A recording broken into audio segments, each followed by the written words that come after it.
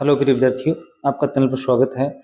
आज हम class 10th का जो हिंदी का पेपर हुआ था 19 तारीख को, उसके आंसर की देखिए, भी उसका हल देखिए, किस प्रकार प्रश्न आए थे, कैसे आपने हल किए, कितने आपके सही हुए हैं।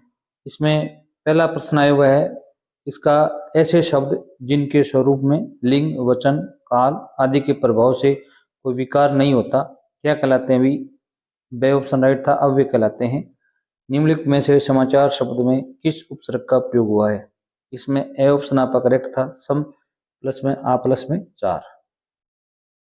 क्वेश्चन नंबर 3 देखिए, भी मनु भंडारी का जन्म हुआ था, कहाँ पर हुआ था? भी भानपुरा मध्य प्रदेश में हुआ था। दे ऑप्शन इसमें आपका करेक्ट था। अकेले सफर का वक्त काटने के लिए नवाब साहब ने क्या खरीदे थे? भी खीरे खरीदे थे। और प्रश्न नंबर 5 देखिए, भी नेताजी की मूर्ति किसकी बनी थी? भी लोहे की, पीतल की। इसमें सही ऑप्शन आपका करेक्ट था, संगमरमर की।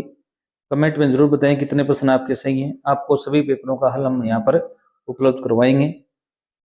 गोपियों ने हारील की लकड़ी किसे कहा है? भी इसमें ए ऑप्शन आपका करेक्ट था, कृष्ण को कहा है। और क्वेश्चन नंबर 7 देखो, भी दंतुरी मुस्कान की मुहकता कब और बढ़ जाती है? जब उसके साथ नजरों का बांकपन जुड़ जाता है। इसमें भी दे ऑप्शन आपका करेक्ट है। क्वेश्चन नंबर 8 देखिए, भी मुख्य गायक का स्वर कैसा है? तो इसमें चट्टान जैसा भारी है। और 9 नंबर प्रश्न देखिए, भी बाबूजी आटे की गोलियां बनाकर कहाँ ले जाते थे? वो समुद्र के किनारे मछलियों को खिलाने के लिए ले जाते थे, मतलब नदी के किनारे मछलियों को खिलाने के लिए। दे ऑप्शन क्या होगा? अभी इसमें 10 नंबर प्रश्न देखिए, भी चोट लगने पर भोलाराम के गांव पर मैया ने क्या लगाया था? भी पीसी हुई हल्दी लगाई थी।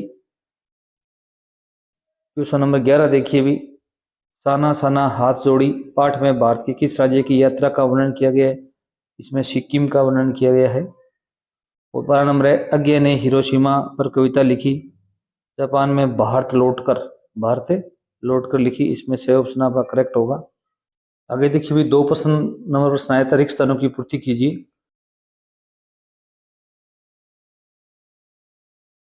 गणीय शब्द में संधि है, इसमें क्या है? गुण संधि है। कौन संधि है? भी गुण सवर संधि बोलेंगे आप। ऐसे शब्द जो संज्ञा व सर्वनाम की विशेषता बतलाते हैं उन्हें क्या कहते हैं? भी विशेषण कहते हैं। क्या कहते हैं? भी विशेषण। 3 नंबर का उत्तर क्या था? भी विशेषण। 4 नंबर है, जो शब्दांश किसी शब्द के बाद में लगकर नए अर्थ का बोध कराते हैं उन्हें क्या कहते हैं? भी प्रत्यय कहते हैं। क्या कहते हैं? भी प्रत्यय कहते हैं। और 5 नंबर प्रश्न देखिए, भी पुरुषवाचक सर्वनाम के प्रकार बताने 3 प्रकार होते हैं। इसमें आप उत्तम, मध्यम पुरुष और अन्य पुरुष। क्वेश्चन नंबर 6 देखो, भी जिस शब्द से किसी कार्य के करने या होने का बोध होता हो उसे क्रिया कहते हैं। क्या कहते हैं? भी क्रिया। पेपर इजी था, इतना हार्ड नहीं था। अब 3 नंबर के भी एक पैसेज आया हुआ है, इसको आप ध्यानपूर्वक पढ़ेंगे तो आप उत्तर इनके दे सकते हैं। पहला प्रश्न देखिए, भी कोयल की चरित्रगत विशेषता है मधुर वाणी। बे ऑप्शन इसमें राइट था। कटुभाषी को जीवन में किसका सामना करना पड़ता है? कठिनाइयों का। और आगे देखिए, भी मीठी वाणी का श्रोता पर कैसा प्रभाव पड़ता है? भी सकारात्मक प्रभाव पड़ता है। ए ऑप्शन इसमें आपका करेक्ट था। उपर्युक्त गद्यांश का उचित शीर्षक क्या है? भी उचित शीर्षक है मधुर वाणी का प्रभाव। मधुर वाणी का प्रभाव। क्वेश्चन नंबर 5 देखिए, भी मीठी वाणी का संबंधों पर क्या प्रभाव पड़ता है? भी संबंधों में घनिष्ठता आती है।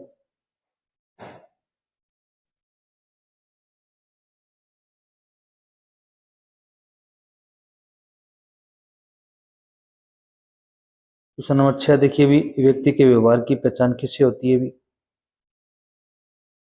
वाणी से। किससे होती है? भी वाणी से। व्यक्ति के व्यवहार की पहचान किससे होती है? भी वाणी से होती है।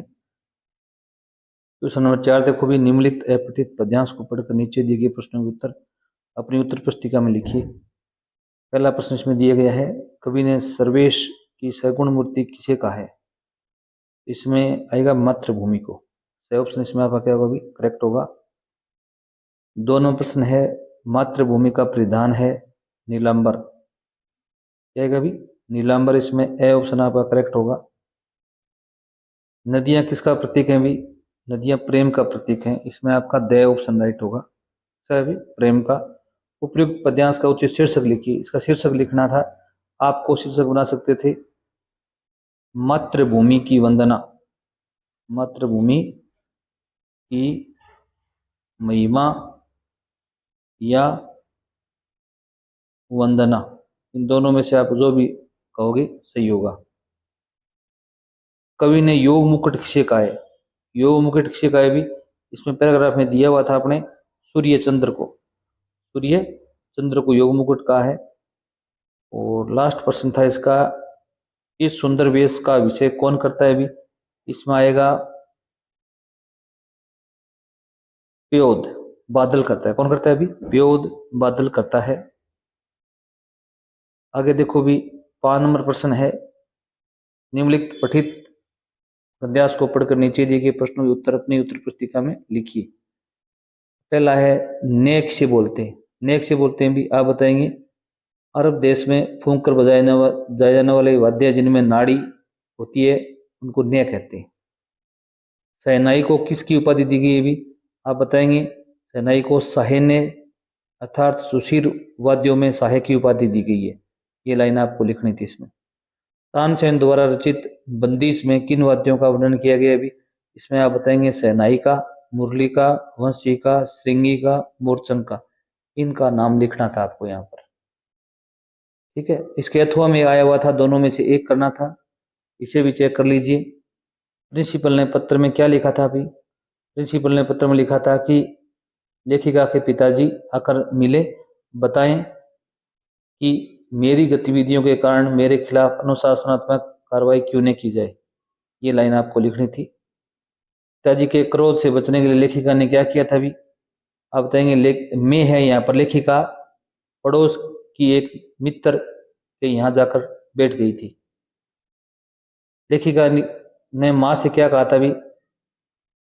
लेखिका ने माँ से कह दिया था कि लौटकर बहुत कुछ गुबार निकल जाए तब बताना, मतलब पिताजी का गुस्सा जो शांत हो जाए तब मुझे बताना। 6 नंबर प्रश्न देखो भी, निम्नलिखित पठित पद्यांश को पढ़कर नीचे दिए गए प्रश्नों के उत्तर अपनी उत्तर पुस्तिका में लिखिए। ये क्या पद्यांश है? सुनहु राम जेहि शिव धनु तोड़ा। शिव धनुष किसने तोड़ा भी? राम ने। किसने तोड़ा भी? राम ने। ओ धनुष तोड़ने वाले को किसके समान बताया भी? ये सहस बाहु रिपु, शत्रु के समान बताया गया है। किसके समान बताया गया अभी? रिपु, शत्रु के समान बताया गया। परशुराम ने धनुष तोड़ने वाले को सहस्र बाहु के समान अपना शत्रु बोला है। परशुराम को क्रोध क्यों आया अभी? क्योंकि उन्होंने भगवान शिव का धनुष तोड़ दिया था, इसलिए उनको क्या है अभी? क्रोध आया। आगे एक और पेशीज है, पद्यांश है अथवा में, उसके आपको आंसर लिखने हैं। गोपियों ने किसे बड़ भागी कहा है अभी? उद्धव। उद्धव कौन था अभी? उद्धव कौन था अभी? गोपियों ने उद्धव को बड़भागी कहा है, ये लिखना था इसमें। पुरइनीपात कहाँ रहता है?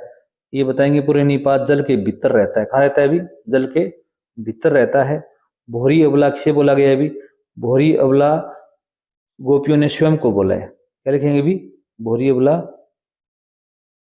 गोपियों ने स्वयं को बोला है, स्वयं को बोला है, ये लिखना था इसका। अब देखो अभी खंड ब में क्या है वो अभी प्रश्न आए हुए हैं। पहला 7 नंबर प्रश्न देखो भी क्या दिया गया है। लेखिका के पिताजी की सबसे बड़ी दुर्बलता क्या थी? एक कहानी यह भी पाठ के आधार पर आपको लिखना था। इसमें आप बताएंगे उनकी पिताजी की सबसे बड़ी दुर्बलता थी उनका यश लिप्सा, यश कमाने की जो तीव्र इच्छा थी वह, और सामाजिक प्रतिष्ठा बनाए रखने की जो चाह थी वो सबसे बड़ी उनकी कमी थी, दुर्बलता थी। ये आपको बात बतानी थी। क्वेश्चन नंबर 8 देखो भी, जीवन के आरंभिक दिनों में अमीरुद्दीन की संगीत के प्रति आसक्ति किसके प्रभाव से हुई थी भी? ये नौबत खाने में इबादत पाठ के आधार पर आपको बताना है। इसमें आप बताएंगे उनकी 2 बहनें थी, एक क्या नाम था उनका भी? एक था रसूलन बाई और दूसरा था बतुलन बाई। कि गायन से उनको प्रेरणा मिली थी। ठीक है, उनके मन में आसक्त जागी थी। और क्वेश्चन नंबर 9 देखो भी, आग के आविष्कार में किसकी प्रेरणा रही होगी? संस्कृति पाठ के आधार पर वर्णन करना है आपको। इसमें आप बताएंगे पेट की भूख, पेट की भूख और ठंड से सुरक्षा की प्रेरणा रही होगी, ठंड से सुरक्षा की प्रेरणा रही होगी। आगे देखो भी 10 नंबर प्रश्न है, उत्साह कविता में निराला ने बादल का चित्रण किस रूप में किया है? आप बताएंगे उत्साह कविता में निराला ने बादल का चित्रण है वो क्रांतिदूत, उत्साह है, नवजीवन के दाता के रूप में किया है। क्वेश्चन नंबर 11 देखो भी, अट नहीं रही है कविता में कवि ने फागुन की सुंदरता को किन संदर्भों में देखा है?